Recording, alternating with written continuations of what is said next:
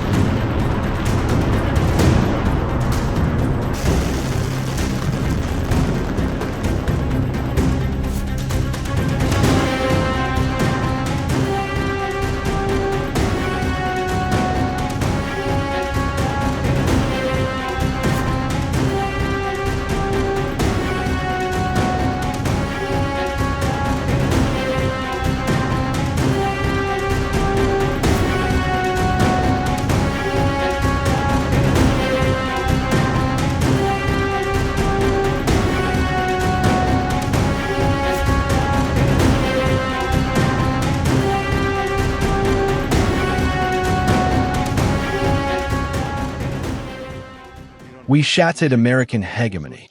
This means that America diminished itself by attacking Iran and made us greater. After this war, Iran will not be like it was before. Iran will have a larger presence in the region, and America a smaller one. Economically, for the first time in 44 years, America has done something unprecedented. It released 170 million barrels of oil from its reserves to keep the price of oil at $100. But this will only last a few days, maybe a week or two, and then prices will experience a massive jump. Defensively, our victory is clear. No one thought a country like Iran could strike America in the face, strike directly at the most modern technologies, aircraft, missiles, and defense systems. But we did. The Strait of Hormuz will not be opened to shipping. Not a single American Navy vessel will be allowed to enter the Persian Gulf. The presence of America in the Persian Gulf has been the main cause of insecurity over the past 50 years.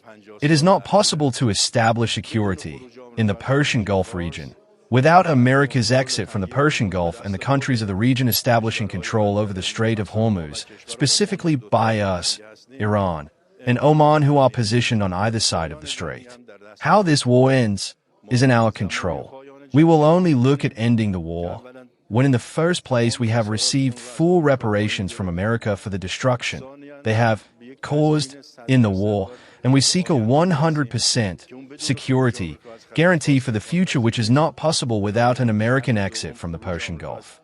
Therefore, a second condition for ending the war is for America to leave the Persian Gulf region. So the situation in Iran is going very well. A lot of big hits today, a lot of big wins today, as you probably have heard militarily. And I think it's going very well, and it's a very good control. We'll see what's happening with the Straits. They continue to try and sabotage their own country in the Middle East, but it's been very, very strong militarily. President, what's your message to voters who may be concerned about the potential for rising gas prices? Well, I think your gas prices, as soon as that's over, are going to come tumbling down along with everything else. I think you're going to see a very big decrease in the price of gasoline, gas, anything having to do with energy as soon as this is ended. But we had to end the nuclear threat in the Middle East and throughout the world. And we will have done that. Sir, do you still expect unconditional surrender? And what does that mean to you, sir? To me, it means very simply that we are in a position of dominance that nobody's ever seen before. And whether or not they're able to say the words or whether or not they're able to even fight, their Navy is gone, their Air Force is gone, most of their military is gone, their big threat is gone in every way. They have no radar, they have no anti-aircraft weapons, for the most part weapons, and for indefinitely they have no way of determining what they call visibility. So just about everything is gone, and you'll see that. But today we've had some very, very big hits, very powerful hits. Mr. President, when will the Navy start escorting tankers through the Straits of Hormuz? Have you spoken with Chinese President Xi about the Iran war? And we're discussing a couple of different things with him. Not only that, but other things. On the SAVE Act, if Leader Thune cannot whip up the Republican support to either nuke the filibuster, reopen the government and pass the SAVE Act, or somehow... It's called the Save America Act. Right, sir. Do you think if Leader Thune can't accomplish that, do you think the Senate needs a new leader? Well, it's certainly a very popular thing. I don't think there's ever been a bill that's more popular than the Save America Act. It's voter ID. It's proof of citizenship. It's things that are so popular. No men and women sports. No transgender mutilization of our children. So many different things. It's so good. No running around with the mail-in ballot nonsense that's gone on for so long that no other country does. No other country. We're going to clean up our elections. I don't think I've ever been involved in anything that's had the support of the Save America Act. So we'll see what happens. How regularly are you speaking with Prime Minister Netanyahu? And are your objectives the same in terms of ending the war? They might be a little different, I guess. You know, they're a different country than we are.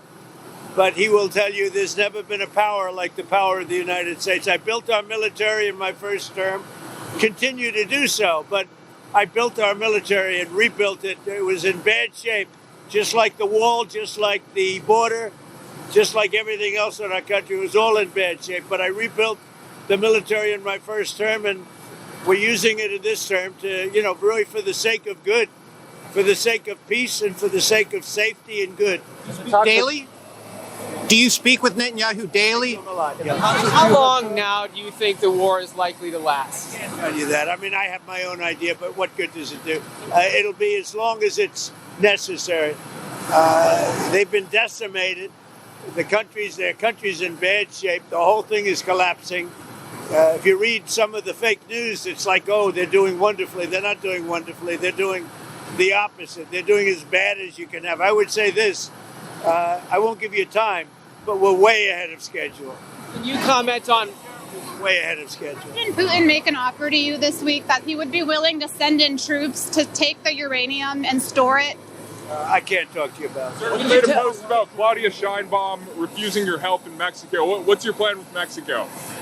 Well, she should not have refused my help. I offered to get rid of the cartels in Mexico, and for some reason she doesn't want to do that. I like her very much, but she should get rid of the cartels, because the cartels are, whether we like it or not, the cartels are running Mexico. We can't have that. Thank you.